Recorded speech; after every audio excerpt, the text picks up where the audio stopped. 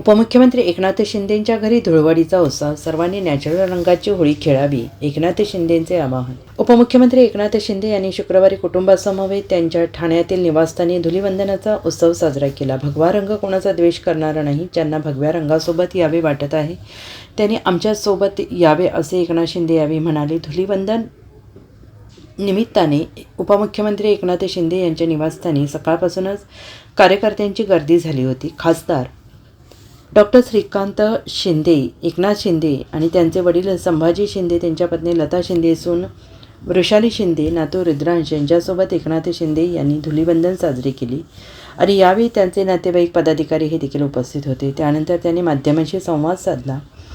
महायुतीवर जनतेने मतांचा वर्षाव केला, त्यामुळे नागरिकांच्या जीवनात आम्ही आनंदाचे सप्तरंग उधळण्याचे प्रयत्न करू, असे शिंदे म्हणाले. भगवा रंग हा हिंदुत्वाचा आहे. भगवा रंग कोणाचा द्वेष करणार नाही. ज्यांना भगव्या रंगासोबत यावे वाटत आहे त्यांनी आमच्यासोबत यावे, असे एकनाथ शिंदे यांनी म्हटलेलं आहे. भगव्याकडील ओढा आणखीन वाढणार असल्याचं त्यांनी सांगितलं आहे. जे आमच्यासोबत येत आहेत त्यांचे आम्ही स्वागत करत आहोत, असंही ते म्हणाले. देश आणि राज्य पुढे जात आहे. आम्ही फक्त विकासाचा सप्तरंग उधळत आहोत. विकासाच्या सप्तरंगात विरोधकांनी सोबत यावे, असे ते म्हणाले. विरोधी पक्षाकडे संख्याबळ नसले तरी त्यांना आम्ही कमजोर समजत नाही. सत्ताधारी आणि विरोधी पक्ष ही रथाची दोन चाके असल्याचं त्यांनी म्हटलं आहे. जोरात आहे आणि या होळीमध्ये सर्वच लोक कालपासून आज धुलिवंदन देखील मोठ्या प्रमाणावर साजरा करतायत, आनंद घेत आहेत. आणि होळी आणि धुलिवंदन असा एक कार्यक्रम आहे, सण आहे की यामध्ये मित्राला भेटतात, परंतु दुश्मन भी दुश्मन को गले लग जाता है. आणि म्हणून असा हा होळीचा सण या महाराष्ट्रात नाही देशभरामध्ये साजरा होतोय. आम्ही 2.5 वर्ष या सर्वसामान्य लोकांच्या जीवनामध्ये आनंदाचे सप्तरंग उधळण्याचं काम करतोय.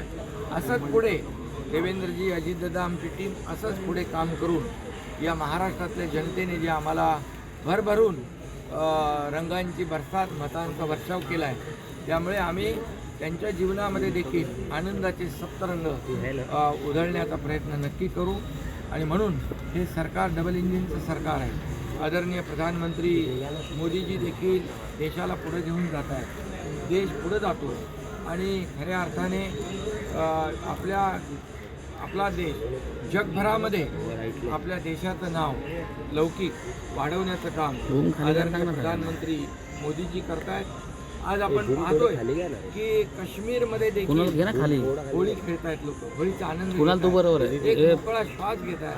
याचं कारण देखील आपल्याला माहीत आहे की आदरणीय प्रधानमंत्री महोदयांच्या नेतृत्वाखाली गृहमंत्री अमित शाह साहेबांनी 370 कलम त्या ठिकाणी श्वास लोक घेऊ लागले आणि अयोध्येमध्ये राम मंदिर देखील झालं. आणि म्हणून मोदी साहेबांचं जे काम आहे, डबल इंजिनचं सरकार, आता काय राजकीय मी बोलत नाही, परंतु जे विकासाचे रंग, विकासाचे सप्तरंग या ठिकाणी महाराष्ट्रामध्ये लोकांच्या जीवनात उधळत आहेत, याच्या पाठीमागे मोदीजींचं पण आशीर्वाद, केंद्र सरकारचा देखील आशीर्वाद आहे.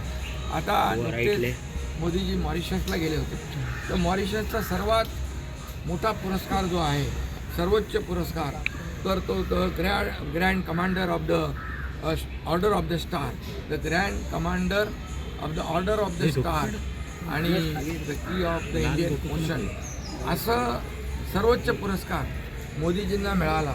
हे देखील आपल्या सगळ्यांना अभिमानाचं आहे आणि तो मॉरिशसचा सर्वोच्च पुरस्कार आहे. आणि हे देखील मी सांगेन की आतापर्यंतच्या इतिहासामध्ये भारतीय पंतप्रधानांना 21 वेगवेगळ्या देशाचे पुरस्कार मिळाले. हे आपल्यासाठी गौरवास्पद आहे.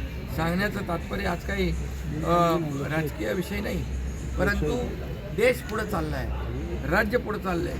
माझं विरोधकांना देखील आव्हान आहे की या विकासाच्या सप्तरंगामध्ये आपणही सोबत या आणि आजच्या दिवशी चांगलं बोला, गोडगोड बोला, चांगलं वागा आणि विकासाचं गाणं गा. बुरा न मानो होली है, बुरा न मानो होली है. तुम्हाला पत्रकारांना देखील मी मनापासून खूप खूप शुभेच्छा. Bureau report, SBN Marathi, Thane.